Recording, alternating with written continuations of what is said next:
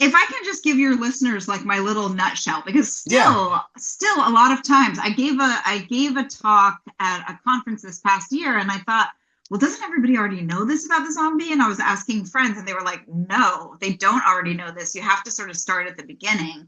So here, for those people who are like, what do you mean it comes from Africa? What do you mean it has to do with slavery? Here's the way that we sort of can trace it back. So if you pick up a book about the zombie, every single book has to tell you that the entry point of the zombie comes into American popular culture in the late 1920s, the early 1930s, and that it really comes to us because of the US occupation of Haiti. So Haiti is that small Caribbean island. It shares half of the island with what is now called the Dominican Republic.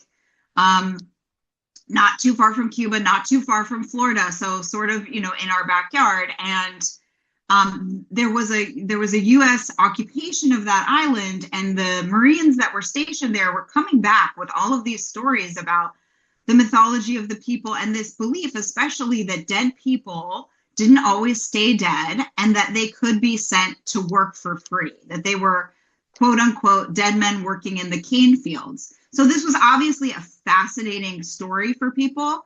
And very quickly, as a lot of other scholars have pointed out, Hollywood just grabbed hold of it. You just heard a clip from the most recent episode of the History on Film podcast. For more of this episode and access to all our episodes, search for the History on Film podcast on Apple Podcasts, Spotify, Amazon Music, and Pandora. Don't forget to like and subscribe the channel here on YouTube. You can also check out our Discord server, follow us on Blue Sky and Instagram, and please consider supporting us on Patreon. Links in the description. Thanks for listening.